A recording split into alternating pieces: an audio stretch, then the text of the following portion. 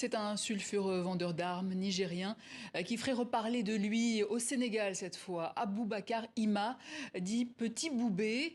Le consortium de journalistes Organized Crime and Corruption Reporting Project a mené l'enquête concernant un contrat secret qui porte sur l'achat de matériel militaire par le ministère de l'Environnement. Avec nous pour en parler, la rédactrice en chef Afrique de l'Ouest de l'OCCRP, Arwa Barkala. Bonsoir, vous êtes en direct de Dakar. Il se trouve que Petit Boubé était déjà mis en cause en 2020 dans le cadre d'une fraude de plusieurs dizaines de millions de dollars liés à un contrat d'armement dans son pays d'origine, le Niger.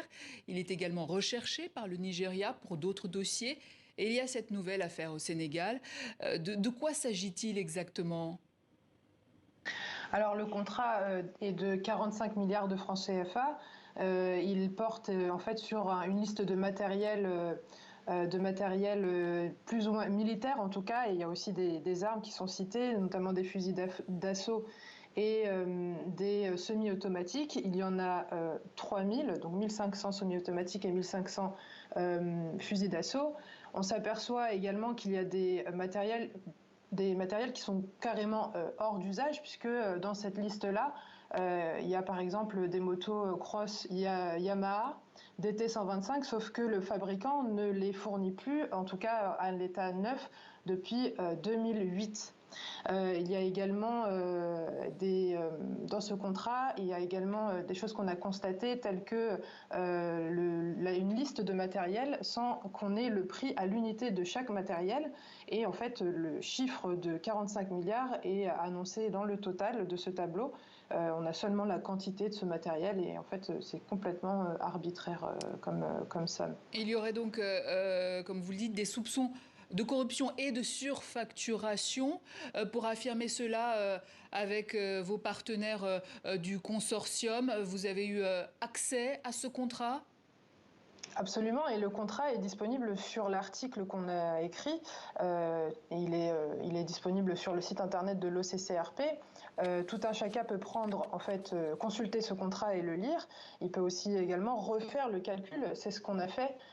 Et au lieu des 45 milliards de francs CFA qui a été annoncé et demandé en fait par le prestataire Aboubacar Ima, qui est passé par David Benzaken, on arrive à un chiffre de 16 milliards de francs CFA ou 20 milliards de francs CFA, ce qui est vraiment moitié moins en fait.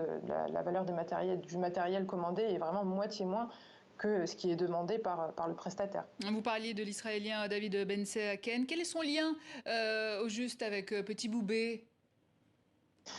Eh bien, on a le seul lien qu'on a, c'est qu'il a représenté la société La Vie Commerciale Brokers, oui c'est ça, et qui est répertoriée en fait au Sénégal. Et quand on regarde dans le registre du commerce, en fait, le gérant de cette société, c'est Aboubacar Ima. Or, la signature de David Benzaken est affichée sur ce contrat. Donc, c'est le lien qu'ils ont entre les deux. Ceci étant, David Benzaken n'a pas souhaité répondre à nos questions. Donc c'est un peu, il est toujours libre d'ailleurs de pouvoir s'exprimer sur cette question. Ce qui est étonnant aussi dans cette affaire et ce que vous soulignez, c'est qu'il a été signé le contrat a été signé par le ministère sénégalais de l'Environnement, qui n'aurait pas respecté non plus les dispositions légales sénégalaises. Alors si, justement, tout a été fait dans les règles, puisque le contrat est classé secret défense, ce qui permet en fait de passer cette commande hors les clous des codes d'appel d'offres de marché public. C'est bien ça le problème. C'est que tout a été fait dans les règles de l'art et pourtant la liste des fournitures a été faite quand même avec un amateurisme confondant. Et le ministre des Finances a contresigné ce contrat-là. Sauf qu'à 45 milliards de francs CFA, en fait, les experts qu'on a interrogés se demandent est-ce que Macky Sall lui-même n'aurait pas dû être au courant de ce genre de transactions. Et tout l'enjeu pour vous était de savoir pourquoi l'État sénégalais aurait traité avec une personne comme Petit Boubé avec un si lourd passif. Exactement. En fait, étant recherché au Nigeria il est attendu pour son procès. Il est également, en fait, il n'est pas nécessairement recherché au Niger, mais il existe en fait des lois au sein même de la CEDEAO de coopération judiciaire qui permettent, par exemple, au Sénégal de stopper Aboubacar Ima et de prévenir le Nigeria en fait que ce monsieur est entré dans le territoire du Sénégal. Or, ça n'a pas été fait.